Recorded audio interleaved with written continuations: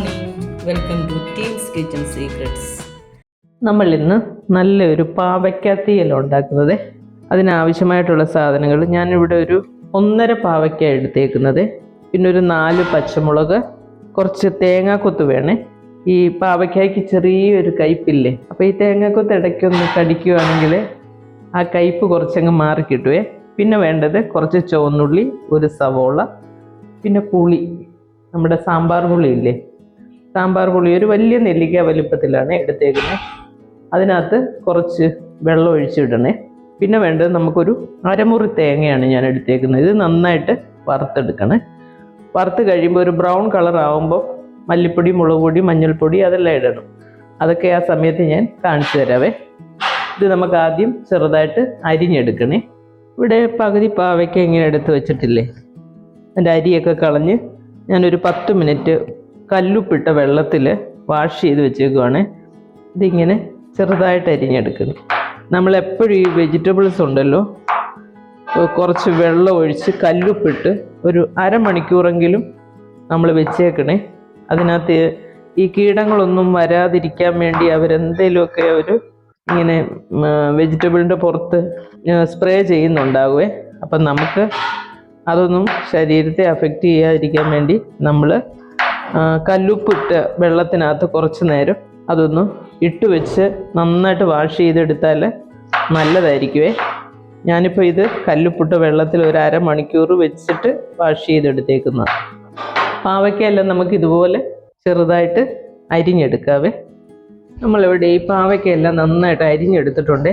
അതിലേക്കുണ്ടല്ലോ ഒരു സ്വല്പം ഉപ്പൊന്ന് സ്പ്രെഡ് ചെയ്ത് കൊടുക്കണം. എന്നിട്ട് ഒന്ന് മിക്സ് ചെയ്യണേ.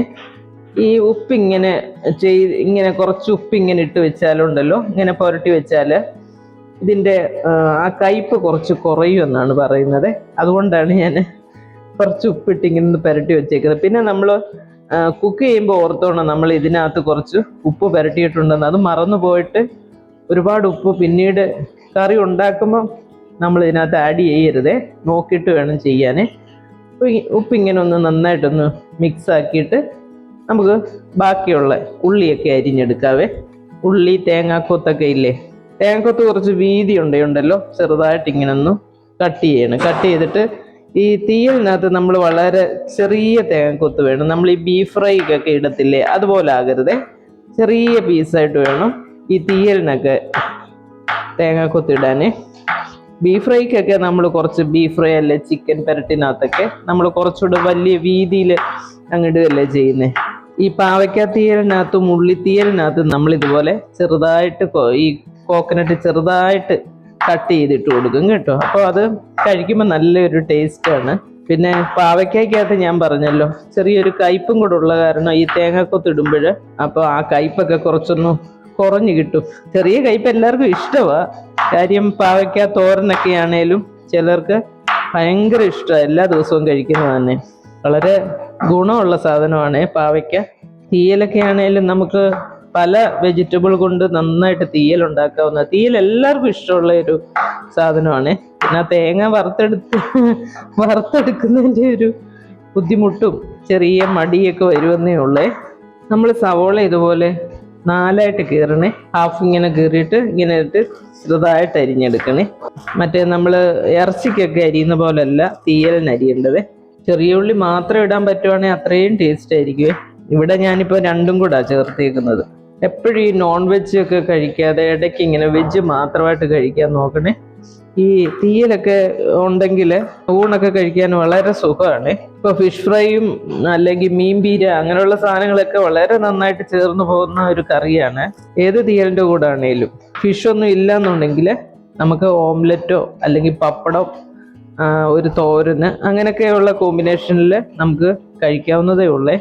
നമ്മളിപ്പോൾ ഈ പാവയ്ക്കായും ഉള്ളി, പച്ചമുളക്, പിന്നെ ഈ തേങ്ങാക്കൊത്ത് ഇതെല്ലാം അരിഞ്ഞു വെച്ചിട്ടുണ്ട്. തേങ്ങാക്കൊത്ത് ഇതാണ്ട് ഈ ഒരു ഇതിൽ വേണം അരിയാനേ, വീതി കൂടി പോകരുത്, ചെറുതായിട്ട് അരിഞ്ഞിടണേ. ഇനിയിപ്പോൾ നമുക്ക് എന്താ ചെയ്യേണ്ടതെന്ന് വെച്ചാൽ തേങ്ങ വറുക്കണം. തേങ്ങ നന്നായിട്ട് ഒരു ബ്രൗൺ കളറായിട്ട് വറുത്തിട്ട് അതിൽ ബാക്കിയുള്ള മല്ലിപ്പൊടി, മുളക് പൊടി, മഞ്ഞൾപ്പൊടിയൊക്കെ നമ്മൾ ചേർത്താൽ മതിയേ. നമ്മളിവിടെ തേങ്ങ വറുക്കാൻ വെച്ചിട്ടുണ്ട്. ഇതൊരു ബ്രൗൺ കളറാകുന്നിടം വരെ നമുക്ക് വറുത്തെടുക്കണേ. ബ്രൗൺ കളറാകുമ്പോൾ ഞാൻ കാണിക്കാവേ. നമ്മുടെ തേങ്ങ ഇവിടെ നന്നായിട്ട് ബ്രൗൺ കളറായിട്ടുണ്ട്. ഇനി നമുക്കിതിലേക്ക് കുറച്ച് മഞ്ഞൾപ്പൊടി, 1 ടേബിൾ സ്പൂൺ മല്ലിപ്പൊടി. ആദ്യം ഇതൊന്ന് ചൂടാക്കണേ.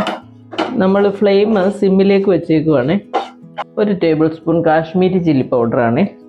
അതിൻ്റെ ആ ഒരു പച്ച ആ ഒരു ടേസ്റ്റും കൂടെ ഒന്ന് മാറിക്കിട്ടണേ. നമ്മൾ ആ സിമ്മി വെച്ചിട്ടൊരു 2 മിനിറ്റ് ഒന്ന് ചൂടാക്കണം. ഫ്ലെയിം ഒരിക്കലും കൂട്ടി വെച്ച് കൊടുക്കരുത്. പെട്ടെന്ന് ഈ പൊടികൾ കരിഞ്ഞ് കറിക്ക് വേറൊരു ടേസ്റ്റായി പോവേ.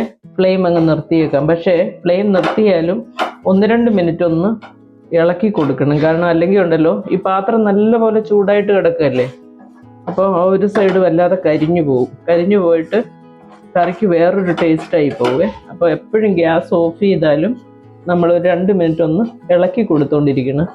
ഈ തേങ്ങ നന്നായിട്ട് തണുത്ത് കഴിയുമ്പോൾ മിക്സിയുടെ ചെറിയ ജാറിലിട്ട് ആദ്യം ഒന്ന് പൊടിക്കണേ. പൊടിച്ചതിന് ശേഷം കുറച്ച് വെള്ളം ഒഴിച്ചിട്ട് നന്നായിട്ട് അരച്ചെടുക്കണം. നമ്മളൊരു കടായി ഇവിടെ എടുത്ത് വെച്ചിട്ടുണ്ട്. അതിലേക്ക് നമുക്ക് വെളിച്ചെണ്ണ ഒഴിച്ചു കൊടുക്കണം. ഇതിനകത്ത് ഓയിലൊന്നും ഒഴിക്കരുത്, വെളിച്ചെണ്ണ തന്നെയാണ് ഇതിൻ്റെ ടേസ്റ്റ്. വെളിച്ചെണ്ണ ചൂടായി കഴിയുമ്പോഴുണ്ടല്ലോ ഈ തേങ്ങാക്കൊത്തിട്ട് കൊടുക്കണേ. 1 മിനിറ്റ് അതൊന്ന് ഫ്രൈ ആയി കഴിയുമ്പോൾ നമുക്ക് ഉള്ളി പച്ചമുളകൊക്കെ ഇതിനകത്തോട്ട് ചേർത്ത് കൊടുക്കണം. ഇനി നമുക്ക് ഉള്ളിയും പച്ചമുളകും ചേർക്കാവേ. ഇനി നമുക്ക് ഈ അരിഞ്ഞു വെച്ചേക്കുന്ന നമ്മൾ അരിഞ്ഞപ്പോൾ തന്നെ ഇതിനകത്ത് കുറച്ച് ഉപ്പ് ചേർത്തിട്ടുണ്ടായിരുന്നേ, അത് ശ്രദ്ധിച്ചോണം. നമ്മളിനിയിപ്പോൾ കറിക്കകത്ത് ഉപ്പിടുമ്പോൾ ഉപ്പ് കുറച്ച് ഉപയോഗിക്കാവുള്ളൂ, അല്ലെങ്കിൽ ഉപ്പ് കൂടിപ്പോവും. നമ്മൾ ഈ ഉപ്പിട്ട് പുരട്ടി വെച്ചേക്കുന്ന മറന്നു പോയാൽ കറിക്ക് ഉപ്പ് കൂടിപ്പോവേ. അത് പ്രത്യേകം ശ്രദ്ധിച്ചോണം. ഈ എണ്ണയ്ക്കകത്ത് കിടന്ന് ഈ പാവയ്ക്കായും ഉള്ളിയും എല്ലാം കൂടെ ഒരു 2-3 മിനിറ്റ് നേരം നന്നായിട്ട് വഴറ്റിയെടുക്കണേ. നമ്മളിപ്പോൾ അവിടെ തേങ്ങ തണുക്കാൻ വെച്ചേക്കുവാണേ. തണുത്ത് കഴിയുമ്പോൾ നമ്മൾ മിക്സിയിലിട്ട് നന്നായിട്ട് അരച്ചെടുക്കണം. നമ്മൾ ആ തണുക്കാൻ വെക്കുന്ന ഈ സമയത്ത് നമുക്കിത് വഴറ്റാനായിട്ട് ഉപയോഗിക്കാം. അപ്പോൾ പിന്നെ നമ്മുടെ ടൈം ഒട്ടും വേസ്റ്റ് ആയി പോകത്തില്ലേ. ഒരു 3-4 മിനിറ്റ് ഇങ്ങനെ വഴറ്റിയെടുക്കും. നമ്മളിപ്പോൾ ഈ പാവയ്ക്കായും ഉള്ളി എല്ലാം കൂടെ ഇങ്ങനെ വഴറ്റി തുടങ്ങിയിട്ട് ഒരു 4 മിനിറ്റ് കഴിഞ്ഞ് ഇനി നമുക്കിതിലേക്ക് ആ അരപ്പ് നന്നായിട്ട് അരച്ചത് ചേർത്ത് കൊടുക്കാവേ.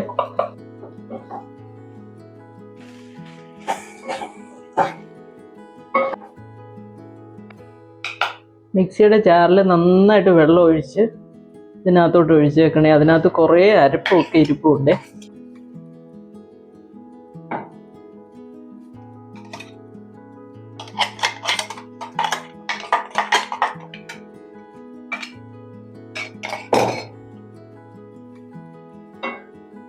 നമ്മൾ ഉപ്പിട്ടിട്ടില്ല ഇതുവരെ. ഉപ്പ് നോക്കിയിട്ടൊക്കെ പതുക്കെ ഇട്ടാൽ മതി. നമ്മൾ ഈ പുളി ഉണ്ടായിരുന്നല്ലോ നേരത്തെ, അത് നന്നായിട്ട് കൈകൊണ്ടൊന്ന് പ്രസ് ചെയ്തിട്ട് ഇതിനകത്തോട്ട് ഒഴിച്ചു കൊടുക്കണേ.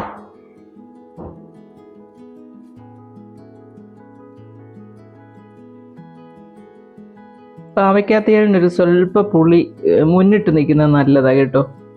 അപ്പോൾ അതിൻ്റെ ആ ഒരു കയ്പൊക്കെ നമ്മൾ അറിയാതിരിക്കാനും ഒക്കെ നല്ലതാണ്. ഒരു പ്രാവശ്യം കൂടെ നമ്മളൊന്ന്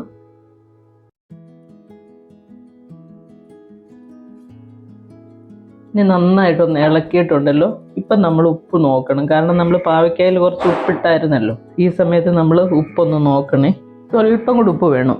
പുളിയൊക്കെ നമ്മുടെ കറക്റ്റാണ്, ആവശ്യത്തിനുണ്ട്. ഇനി കുറച്ച് ഉപ്പും കൂടെ ഒന്ന് ഇട്ട് നോക്കിയാൽ ഇതിനകത്ത് അങ്ങ് ഒരുപാട് വെള്ളം ഒഴിക്കത്തില്ല കേട്ടോ. ഈ തീയലൊക്കെ കുറച്ചൊരു എന്താ പറയുന്നത്, പാവയ്ക്ക തീയൽ ഉള്ളി തീയലൊക്കെ ഉണ്ടല്ലോ, ഒരുപാട് അങ്ങ് വെള്ളം ഒഴിക്കാതെ കുറച്ചൊന്ന് കുറുകിയിരിക്കുന്ന രീതിയിലാണ് ഉണ്ടാക്കേണ്ടത്.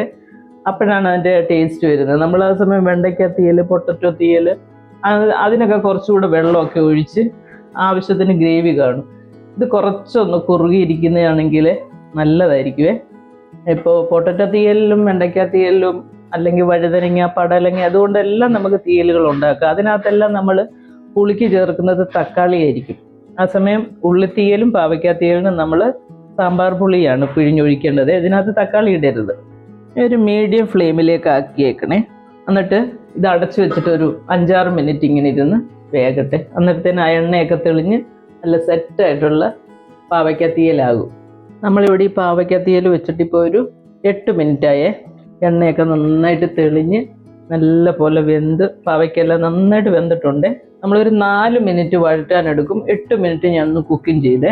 ഗ്രേവി എല്ലാം കൂടെ ചേർത്ത് 8 മിനിറ്റ് നമ്മൾ കുക്ക് ചെയ്തു. അപ്പോഴത്തേന് ഈ കറി റെഡിയാവും കേട്ടോ. കണ്ടോ നന്നായിട്ട് എണ്ണയൊക്കെ തെളിഞ്ഞത്. ഇതങ്ങ് ഒരുപാട് ഗ്രേവി ആയിട്ടുള്ളതല്ല, കുറച്ചൊന്ന് കുറുകിയിരിക്കുന്ന, ഒരുപാട് വെള്ളം ഞാൻ ഒഴിച്ചില്ലേ.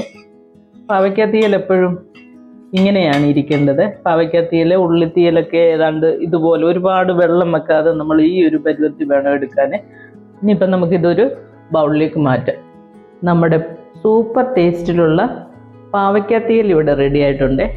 നോൺ വെജ് കഴിക്കുന്നവരാണെങ്കിൽ ഫിഷ് ഫ്രൈ അല്ല മീൻപീര അങ്ങനെയുള്ള അതൊക്കെ നന്നായിട്ട് ഒരു തോരന് അതെല്ലാം കൂടെ ചേരുവേ. ഇപ്പോൾ വെജാണ് കഴിക്കുന്നവർക്കെങ്കിൽ തോരന്, പപ്പടം, പിന്നെ ഓംലെറ്റ് ഇഷ്ടമുള്ളവരാണെങ്കിൽ ഓംലെറ്റ് ഇതിൻ്റെ കൂടെ നന്നായിട്ട് ചേർന്ന് പോകുന്നതാണ്. നിങ്ങളെല്ലാവരും ഇത് ട്രൈ ചെയ്യണം. വളരെ ഹെൽത്തി ആയിട്ടുള്ള ഒരു ഡിഷാണിത്. ചാനൽ ഇഷ്ടമാവുകയാണെങ്കിൽ സബ്സ്ക്രൈബ് ചെയ്യാനും ഷെയർ ചെയ്യാനും ലൈക്ക് ചെയ്യാനും മറക്കല്ലേ. അടുത്തൊരു വീഡിയോ ആയിട്ട് നമുക്ക് അടുത്ത ദിവസം കാണാം. താങ്ക്